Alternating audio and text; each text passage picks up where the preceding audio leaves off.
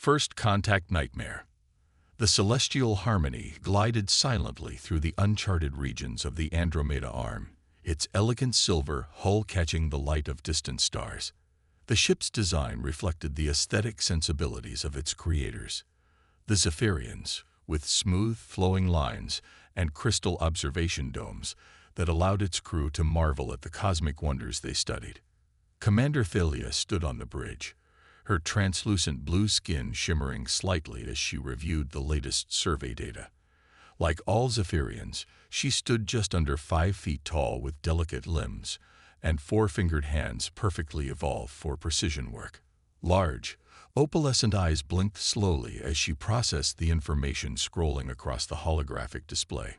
Spectacular readings from the nebula, Commander, Science Officer Lyran reported, his voice musical and soft. The crystalline formations we discovered contain elements unknown to our periodic table. This expedition has already exceeded expectations. Thalia's mouth curved into a gentle smile, revealing teeth designed for their mostly liquid diet. Indeed, the Council will be pleased.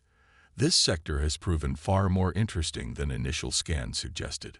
The Zephyrians had evolved on a world of gentle breezes and shallow seas, their civilization developing without significant predators or climate extremes. Over millennia, they had channeled their energy into arts, sciences, and philosophical pursuits rather than warfare.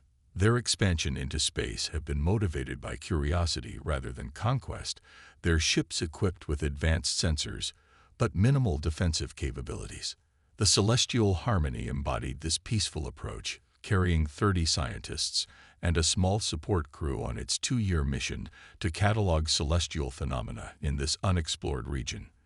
They had encountered no other sentient species during their journey. Until today. Commander called Communications Specialist Vela, her voice rising with concern. I'm detecting unusual energy signatures approaching from the trailing asteroid field. Thalia turned, feeling the first flutter of unease. Can you identify them? Negative. They don't match any known configurations in our database. But Vela hesitated, her finger trembling slightly above her console. The energy pattern suggests weapons systems powering up. The bridge fell silent.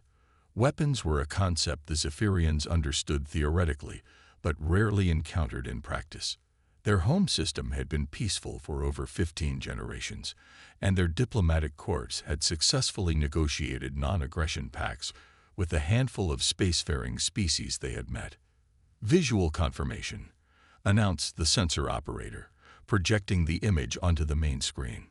3 ships emerged from the asteroid field, their designs a stark contrast to Zephyrian aesthetics. Where the celestial harmony was elegant and open, these vessels were angular and armored, covered in what appeared to be weapon ports and grappling mechanisms. Their hulls were midnight black, with crimson markings that resembled claw marks. Krozak vessels, whispered Lyran, his skin paling to a sickly white. Pirates. Thalia felt her 2 hearts accelerate in her chest. The Krozak were mentioned only in briefings about regions to avoid, a predatory species that had evolved on a harsh, volcanic world and now preyed upon weaker species throughout the galaxy. Evasive maneuvers, she ordered, though she knew their options were limited. The celestial harmony had been designed for scientific exploration, not combat or high-speed pursuits. Incoming transmission, Vela reported, her fingers dancing across her console. The main screen shifted to reveal a Krozak commander. 8 feet of reptilian muscle covered in thick scales the color of dried blood. Vertical pupils narrowed as they focused on Thalia, and rows of serrated teeth gleamed in what might have been considered a smile. Zephyrian vessel, the creature rumbled, its translator converting the guttural sounds to standard galactic. I am Warlord Ketraz of the Void Reapers. Your ship and crew are now my property. Disable your engines and prepare to be boarded. Thalia straightened to her full height, fighting against her species' natural inclination toward flight in dangerous situations. This is a scientific vessel on a peaceful mission. We carry nothing of value to you. The Zephyrian Council has treaties with. Ketraz's laughter cut her off. a sound like rocks grinding together. Treaties. Your species is infamous for your weakness. You have no weapons, no defenses. You evolved without predators. His eyes narrowed further. We are predators. And you are prey. The transmission ended abruptly, and seconds later, the first impact rocked the celestial harmony. Warning lights flashed across the bridge as the ship's minimal shields struggled against weapons they were never designed to withstand. Shields at 30%, reported the operations officer, panic evident in his voice. They're using pulse cannons to target our propulsion systems. Another blast hit them, more powerful than the first. The lights flickered, and several consoles erupted in showers of sparks. Shields failing. Hull breach on Deck 3. Philia gripped her command chair, forcing herself to think through the paralyzing fear. The Krozak didn't destroy their victims. That would waste valuable resources. They disabled ships, boarded them, and took the crews for purposes no one wanted to contemplate. Some said slave labor. Others suggested worse fates. Send a distress signal to Zephyrian Command, she ordered Vela. Include our coordinates and situation.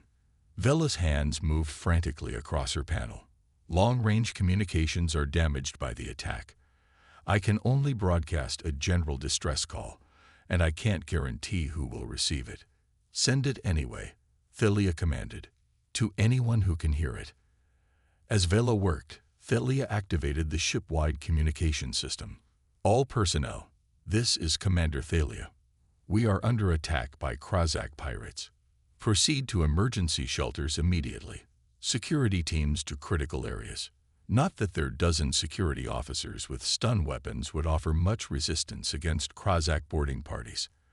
On the view screen, they watched as 3 smaller craft detached from the pirate vessels, heading directly for their hull. Distress signal ready, Vela announced. Send it. Vela's fingers trembled as she entered the final sequence. In her haste and fear, she made a critical error in the targeting array. Instead of broadcasting toward nearby Allied space, the signal shot off in nearly the opposite direction, toward a sector marked as restricted in their navigational database. Message sent, she reported, unaware of her mistake. The distress call raced through the void at faster than light speeds, carrying the simple message. Zephyrian science vessel Celestial Harmony under attack by Krozak forces at coordinates 47 to 9023.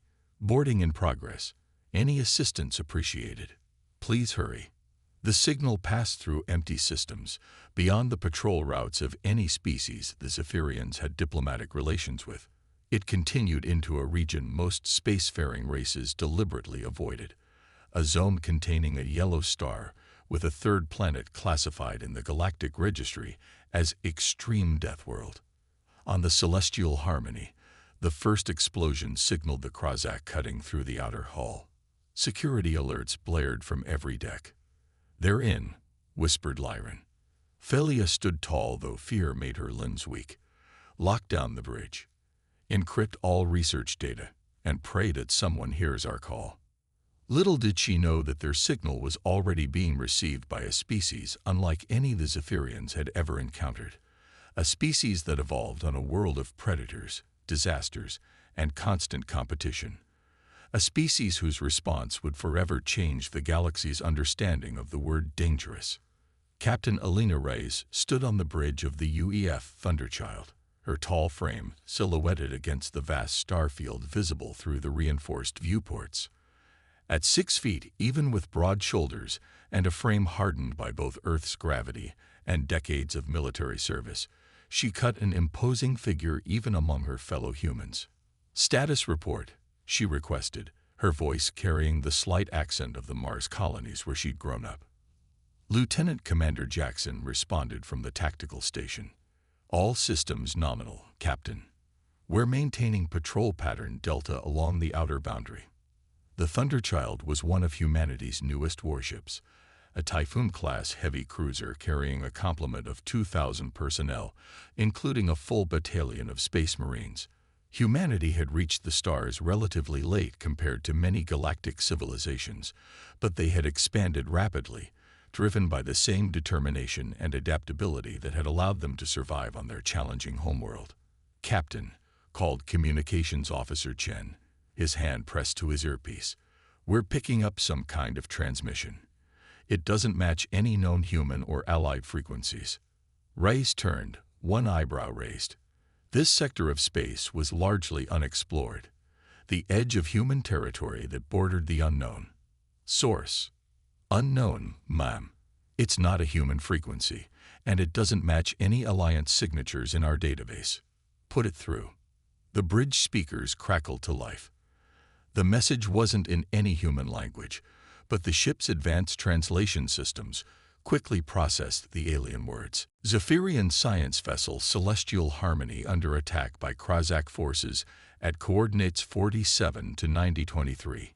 Boarding in progress. Any assistance appreciated. Please hurry."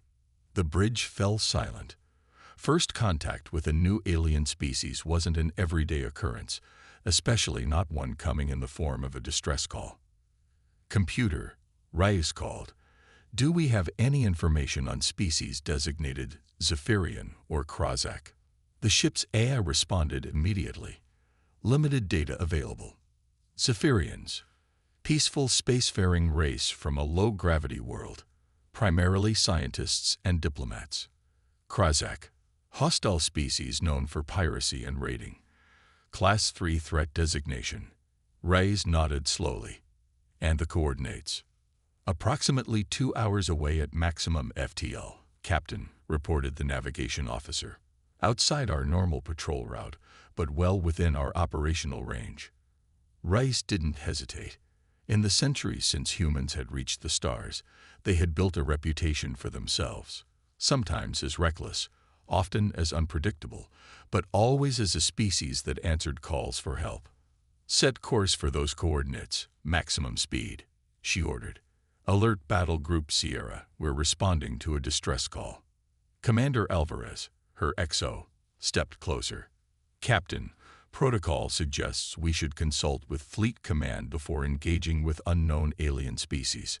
Reyes fixed him with a level look. "Someone out there is in trouble, Commander. By the time we get approval from Command, it'll be too late." She turned to address the bridge crew. "This is what we do. This is why we're out here." Around the Thunderchild, 4 other warships adjusted their course: the cruiser Intrepid and the destroyers Swift Justice, Relentless, and Peregrine. Together, they formed Battle Group Sierra, one of humanity's rapid response units patrolling the borders of human space. Reyes pressed the shipwide communication button. "All hands, this is the captain. We've received a distress call from an unknown alien vessel under attack by hostile forces. We are changing course to respond. This will be a combat situation involving first contact with at least one new species. All departments prepare accordingly." That is all. Throughout the massive warship, over 1,500 crew members sprang into action. In the armory, Marine squads checked their gear and loaded weapons. In medical, doctors prepared for possible alien casualties. In engineering, technicians ran diagnostics on shields and weapon systems. Major Sarah Chen stood in the center of the Marine staging area, watching her troops prepare. At 5'8" with corded muscle and intense eyes, she commanded respect from the 300 Marines under her command. "Listen up," she called, and the busy room fell silent. "We're responding to an alien distress call. We don't know what these Zephyrians look like or what condition they'll be in. We also don't know much about the hostiles, these Krazak pirates, except that they're boarding the Zephyrian ship." She paced in front of her troops, making eye contact with each squad leader. "That means we need to be ready for anything. Full combat exoskeletons, standard loadouts, and remember your first contact training. We might be rescuing people who've never seen a human before." Sergeant Rodriguez raised his hand. "What about environmental concerns, Major? Different atmosphere, gravity, that kind of thing?" "Good question. Suit up with full environmental seals," Chen replied. "We'll deploy with helmets on. The ship AI has limited xenobiology data we have on the Zephyrians, Low-gravity homeworld. Atmosphere similar to Earth, but higher oxygen content. Plan for potential injured civilians who may not tolerate our atmosphere. The Marines nodded, resuming their preparations with practiced efficiency. Unlike most spacefaring species, humans had evolved on a high-gravity world filled with predators and environmental hazards. Their bodies were built for endurance and strength, adaptations that made them surprisingly tough by galactic standards. Back on the bridge, Rise studied the tactical display. Any updates on those coordinates? We'll arrive in 1 hour and 47 minutes at current speed, Captain, replied the navigation officer. Push the engines harder, Rise ordered. I want us there in 1 hour. Engineering won't like that, Captain, Alvarez cautioned. They'll like it less if we arrive too late to help, Rise replied, her expression grim. As Battle Group Sierra accelerated to dangerous speeds, she added quietly, Hold on, Zephyrians. Help is coming. What neither the desperate Zephyrians nor the predatory Krozak could possibly understand was that they were about to encounter a species that had evolved in conditions that would kill most galactic citizens within minutes. Humans came from a world with crushing gravity, extreme temperature variations, high background radiation, and an evolutionary history shaped by constant competition. The galaxy was about to learn why humans were classified as Deathworlders, and why that classification was well-earned. Deathworlders unleashed. Warlord Ketraz strode through the corridors of the Zephyrian vessel, his armored boots leaving dents in the delicate flooring. 6 of his elite warriors followed, their weapons trained on the cowering blue-skinned scientists they had herded into the main laboratory. Pathetic, Ketraz growled, bending down to examine one trembling Zephyrian who had collapsed to the floor. Your species should never have left your homeworld. The Krozak had evolved on Scoria, a hellscape of active volcanoes and toxic gases where only the strongest survived. Their thick scales could withstand temperatures that would cook most species alive, and their muscular bodies had developed to endure the planet's heavy gravity. The weak perished quickly on Scoria, a philosophy the Krozak carried with them to the stars. The ship is secure, Warlord reported his second-in-command. Their security personnel offered minimal resistance. We've suffered no casualties. Ketraz snorted. As expected, begin transferring their scientific equipment to our ships. It will fetch a good price in the outer rim markets. He pointed to the Zephyrians. Prepare these for processing. Standard neural restraints. And their commander. Bring her to me. I want to know what they've discovered in this sector before we strip their databases. The Krozak warriors moved efficiently, securing their prisoners with metal restraints designed to deliver painful shocks at the slightest resistance. None of them noticed the small warning light blinking on the Zephyrian command console, an automated system reporting approaching vessels. On the bridge of the Thunderchild, Captain Rise watched as the tactical display updated with new information. They were 10 minutes from their destination, and the long-range sensors had picked up their targets. 5 vessels detected at the coordinates, reported Tactical Officer Yamamoto. One matches the energy signature we've associated with the distress call. The other 4 are configured differently, heavily armed. Put it on screen, Rise ordered. The main view screen flickered, showing a magnified image of the scene ahead.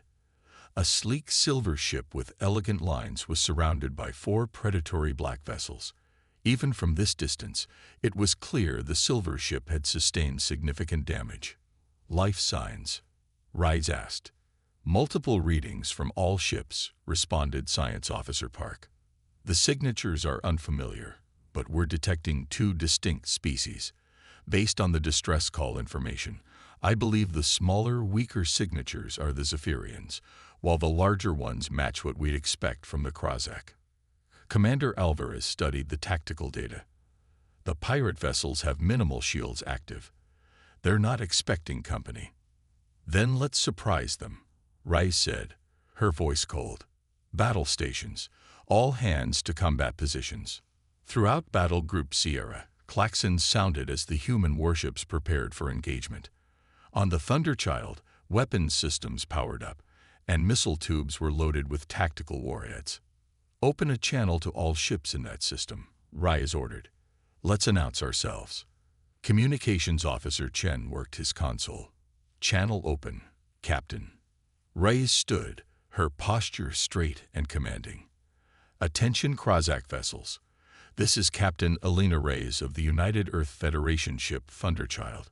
You are engaged in piracy against a civilian vessel that has requested assistance. Power down your weapons and withdraw immediately, or we will take action." For several long seconds, there was no response. Then a gravelly voice came through the speakers. "Unknown vessel. This is Warlord Ketraz of the Void Reapers. This matter does not concern you. Leave now, or face the consequences of interfering in Krozak business." Reyes smiled thinly. "I'm afraid I can't do that, Warlord. We received a distress call, and we've responded. I'll give you one last chance to withdraw peacefully." The Krozak's laughter rumbled through the bridge. "You have no idea who you're dealing with, alien. No species interferes with the Krozak and survives. Your ship will make a nice addition to our fleet once we've dealt with your crew." "Actually," Reyes replied calmly, "I don't think you know who you're dealing with. Battle Group Sierra. Weapons free." The transmission cut as 5 human warships dropped out of FTL directly behind the Krozak vessels. Before the pirates could react, a barrage of railgun fire and tactical missiles slammed into the unshielded rear quadrants of 2 of their ships. The Krozak were experienced pirates, but they had never encountered human warfare. Humanity had fought its way from Earth to the stars, engaging in conflicts with both alien forces and other human factions. Each engagement had honed their military technologies and tactics. Direct hits on 2 pirate vessels. Yamamoto reported. "Their engines are disabled. The other 2 are powering shields and weapons." "The Intrepid is taking fire," added Alvarez. "Shields holding at 80%. Reyes nodded. "Focus fire on the lead vessel. Target their weapon systems. Major Chen, prepare your boarding teams. I want those Zephyrians evacuated." In the Marine Deployment Bay, Major Chen and her troops were already loading into assault shuttles. Each Marine wore a powered exoskeleton that enhanced their already considerable strength and endurance, standard equipment for humans operating in potentially high-gravity environments. "Remember," Chen briefed her team as they performed final checks on their gear, "our primary mission is rescue, not elimination. Secure the Zephyrian civilians first, then deal with any hostiles. Use non-lethal force when possible, but your safety and the safety of the civilians comes first." The Marines nodded, their faces serious behind the transparent visors of their helmets. They had trained extensively for first contact scenarios. But this would be the first real encounter with not 1 but 2 alien species. "Boarding teams ready, Captain," Chen reported through her comlink. "Launch when ready, Major," came Reyes' response. "We'll keep the pirates occupied." 3 assault shuttles launched from the Thunderchild's bay, accelerating toward the Zephyrian vessel while the space battle raged around them. Krozak point defense weapons fired at the shuttles, but the human pilots executed evasive maneuvers that would have killed most species, pulling G-forces that only human physiology could withstand. Inside the lead shuttle, Chen gripped her harness as the craft twisted and rolled, avoiding enemy fire. The Marines around her showed no sign of discomfort, another advantage of evolving on a high-gravity world with punishing environmental conditions. 30 seconds to contact," announced the pilot. Chen activated her squad comms. "Lock and load, Marines. Remember your training and watch each other's backs." The assault shuttle slammed into the hull of the Zephyrian ship, magnetic clamps securing them in place. Cutting lasers deployed automatically, burning through the alien metal to create entry points. "Breaching now," Chen announced as the section of hull fell away, and her squad moved into the Zephyrian vessel. Commander Thalia had been brought to the bridge of her own ship, forced to watch as the Krozak methodically looted the Celestial Harmony. Her wrists were bound with neural restraints that sent paralyzing shocks through her body at the slightest resistance. Warlord Ketraz towered over her, His reptilian face twisted in what passed for amusement among his kind. "Your scientific data will be quite valuable, Commander. The consortium pays well for new discoveries. Our work is freely shared throughout the Galactic Council," Thalia replied, fighting to keep her voice steady. "You gain nothing by stealing it." "I gain everything," Ketraz countered. "Knowledge is power, and in this galaxy, power belongs to the strong." He leaned closer, his hot breath washing over her face. "The Zephyrians have forgotten this simple truth, hiding on your peaceful world while predators rule the stars." A Krozak warrior burst onto the bridge, his scales flushed with agitation. "Warlord, unknown vessels have appeared. They're attacking our ships." Ketraz spun toward the main screen, which now showed a fierce space battle raging outside. 4 of his ships were engaged with 5 vessels of unfamiliar design, sleek but heavily armored, bristling with weapon ports and propulsion systems more advanced than anything he had seen. "Who are they?" he demanded. "What species?" "Unknown, Warlord," replied his officer. "They claim to be responding to a distress call." Thalia felt a surge of hope. Someone had heard their signal after all. But what species would dare challenge the Krozak so directly? Her question was answered moments later when the ship rocked violently and alarm systems blared. "Multiple hull breaches," shouted a Krozak technician who had taken over a Zephyrian console. "Unknown forces boarding at 3 points." "Seal the breaches. Kill the intruders," Ketraz roared, drawing his plasma blade. "No one interferes with the Void Reavers." The first explosion blew the bridge doors inward with such force that 2 Krozak warriors were thrown across the room. Through the smoke strode figures unlike any Thalia had ever seen. Bipedal, encased in armored exoskeletons, moving with predatory grace that rivaled the Krozak themselves. The lead figure stepped forward, the transparent section of their helmet revealing a face that was both alien and strangely familiar. 2 eyes, a single mouth, smooth skin. But there was something about the stance, the confidence, that spoke of a species accustomed to danger. "Krozak forces," announced a female voice, amplified through external speakers. "I am Major Sarah Chen of the United Earth Federation Marines. Lower your weapons and surrender immediately." Ketraz snarled, his crest flaring in challenge. "We are Krozak. We do not surrender." With shocking speed, he lunged toward Thalia, placing his plasma blade at her throat. One step closer, and the commander dies. Major Chen didn't flinch. Instead, she did something that confused both Thalia and the Krozak. She removed her helmet. The face revealed was intimidating in its alienness to both species present. The human female had dark hair pulled back tightly, tan skin, and eyes that reflected a predator's focus. But what struck Thalia most was the lack of fear. This creature was standing in an atmosphere that might be toxic, facing armed Krozak warriors, and yet showed no sign of concern. "You misunderstand the situation," Chen said calmly. "This isn't a negotiation. It's a courtesy notification." Before Ketraz could respond, a red dot appeared on his forehead, the targeting laser from a Marine's weapon. 3 more dots appeared on the chests of his remaining warriors. "Last chance," Chen stated flatly. "The Krozak reputation is known to us. You prey on weaker species because you evolved on a harsh world and survived. We respect that evolutionary achievement." Her expression hardened. "But humans evolved on Earth, a world so dangerous that your species would perish within days. Your biologists would classify it as a death world." Ketraz hesitated, his reptilian eyes narrowing as he processed this information. "Impossible. No intelligent species evolves on death worlds. The conditions, force adaptation or extinction," Chen finished for him. "We adapted. Our bones are dense to support our muscles in high gravity. Our endurance evolved to outlast predators faster than us. Our intelligence developed to compensate for our lack of natural weapons." She took a step forward, and for the first time in his life, Ketraz felt a primal fear, a recognition of a predator higher on the food chain. You evolved to survive volcanic conditions, Chen continued. Impressive. We evolved to survive everything our planet threw at us, from ice ages to pandemics, from predators to our own nuclear weapons.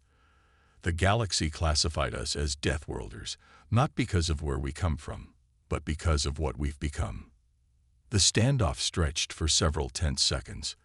Then, slowly, Ketraz lowered his weapon. Wise decision, Chen said, nodding to her Marines who moved forward to secure the Krozak. Turning to Thalia, she produced a small device that deactivated the neural restraints. Commander Thalia, I'm Major Chen. We received your distress call. Thalia rubbed her wrists, staring at the human in wonder. You heard us, but our signal was directed toward Allied space. It reached the edge of human territory instead, Chen explained, helping the Zephyrian commander to her feet. Lucky for you, we take distress calls seriously. 1 week later, Captain Rice stood in the diplomatic chamber of the Thunderchild, now serving as a neutral meeting ground between 3 species. Commander Thalia represented the Zephyrians, while a subdued warlord Ketraz, now a prisoner awaiting transfer to his species' justice system, represented the Krozak. The Zephyrian Council extends its deepest gratitude to the United Earth Federation, Thalia said formally, her translator converting her musical language to standard human English. Your intervention saved not only our lives, but our scientific discoveries. We would be honored to establish formal diplomatic relations with humanity. Rice nodded respectfully. The UEF accepts with pleasure, Commander. We look forward to learning from each other. Ketraz, his limbs secured by restraints designed for his powerful physiology, observed the exchange with a mixture of rage and reluctant respect. The Krozak will remember this, he growled. You have made powerful enemies this day. Rice turned to him, her expression neutral. The Krozak have also made powerful allies, if you choose to see it that way. Humanity doesn't seek conflict, warlord, but we don't shy away from it either. Perhaps there's a middle path that benefits us all. Ketraz fell silent, contemplating her words. The concept of alliance rather than domination was foreign to his species, but the demonstration of human capabilities had shaken his worldview. After the formal meetings concluded and the diplomatic teams from all 3 species withdrew to continue their discussions, Thalia approached Major Chen in a quieter section of the ship. There's something I still don't understand, the Zephyrian scientist admitted. Why did you respond to our call? You knew nothing about us.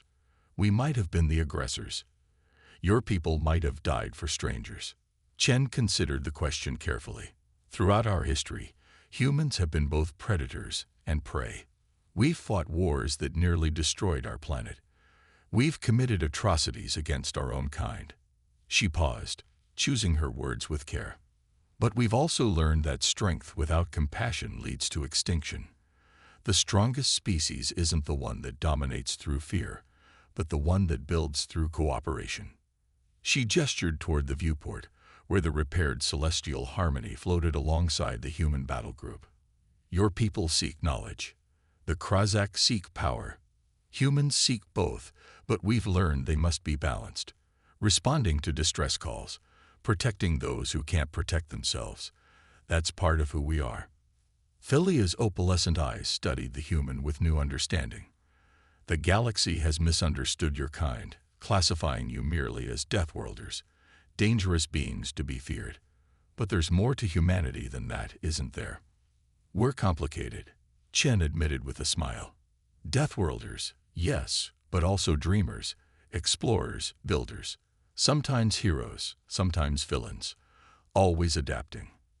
As the human and Zephyrian continued their conversation, news of the encounter was already spreading throughout the galaxy. The story of how a peaceful species distress call had been answered not by their allies, but by a previously unknown species from a forbidden sector of space. How these Deathworlders had defeated the dreaded Krozak pirates, not through overwhelming numbers, but through superior tactics, technology, and the physical advantages granted by their harsh evolutionary history. Some species reacted with fear, bolstering their borders against potential human expansion. Others reached out diplomatically, curious about these newcomers who combined Deathworld physiology with a moral code that drove them to risk their lives for strangers. For the Zephyrians, the encounter marked the beginning of a powerful alliance. Their scientific knowledge complemented human innovation, while human military prowess provided protection the peaceful species had always lacked. For the Krazakh, it triggered a profound cultural reassessment. If the galaxy contained predators, even they had reason to fear, perhaps strength alone was not the path to supremacy. And for humanity, it was simply another day of exploration on the galactic frontier, another opportunity to demonstrate that while they had emerged from a death world, they carried with them not just the capacity for violence, but the potential for something greater. The stars had called for help, and humanity had answered. It would not be the last time.